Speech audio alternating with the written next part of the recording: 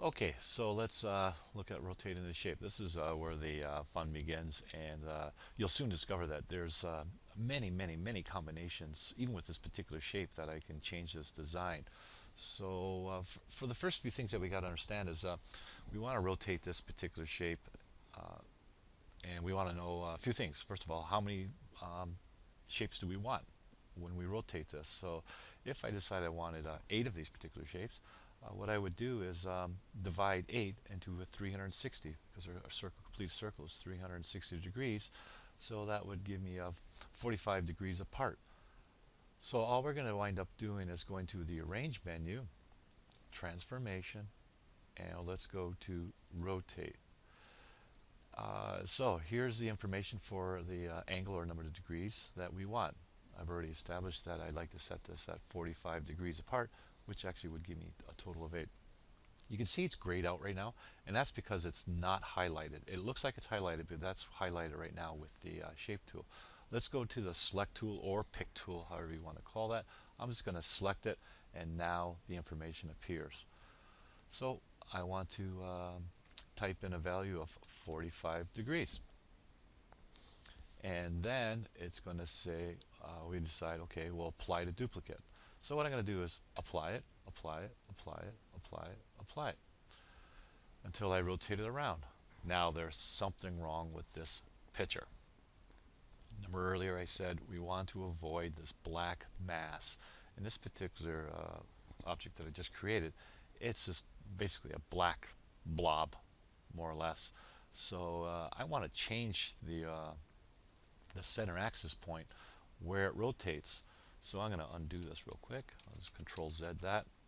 So there's my object. I'm going to click on the object one more time, and this is my rotation axis point. I could actually rotate an object manually if I want. Now wherever I move this point, this rotation axis point, that's where it will rotate. So let's just say I just say, okay, I want to try it down here. Apply to duplicate, apply to duplicate, apply to duplicate, and now I can move this thing around. Let's move this over here, and you can see that I've created my design. Now we have some nice white space in here, and it kind of is more abstract. It's endless what we can do. I can Control Z this again, and maybe I want to move it to this particular point, and now it's touching. You can actually have it just touching it a little bit inside. As long as you create your design, it doesn't have this heavy black mass. Again, that's what we're trying to avoid, because we're looking at positive and negative space. I can take this shape now and try, let's see what it looks like over here. Now I'm back to the so-called black mass. Even though I have this little bit of white space in here, this is still black mass. If I actually want to preview any of my artwork, all I have to do is hit F9, and we preview screen. I'll hit F9 again, and we're back. So I'm going to Control Z because I don't like that. I'm going to try something. I'm going to be daring here. This is bold. This is daring. I'm going to actually move this over here, but this time I'm actually going to rotate this whole thing around. I'll move this to the top, and now I'm going to move my center axis point over here.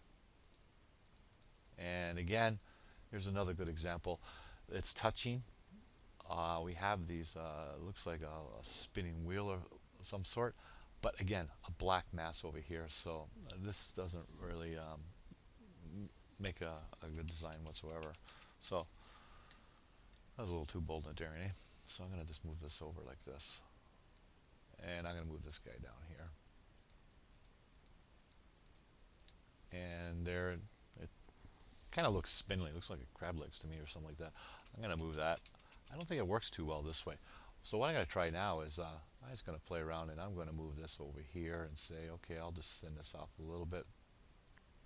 And I kind of want to look for is the smoothness. What I mark when I'm marking, evaluating these shapes, it is fairly simple to do, but what I look for is the vector lines and how smooth did you create these lines. Did you take the time to control in creating these lines using the shape edit tool, and not just have some wiggly, really sharp angled lines? Like I said, it's this is fairly easy to do, and I like to see a nice controlled vector line work in Corel. And also what I do is I look at this black massive shape. So I've come to realize that I'm really going to have to move this out to create that.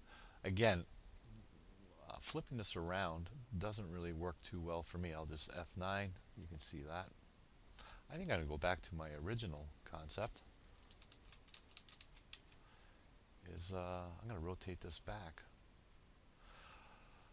When you are playing with Corel, because it's computer-based, you're not sitting here drawing this out by hand, you can try the endless combinations. Don't stay with just one particular type. Now let's try this again, and that looks far better. So what I'm going to do is I'm going to zoom back here. I can use my zoom tool, and I'll just click on back, and I'll just zoom back just a little bit.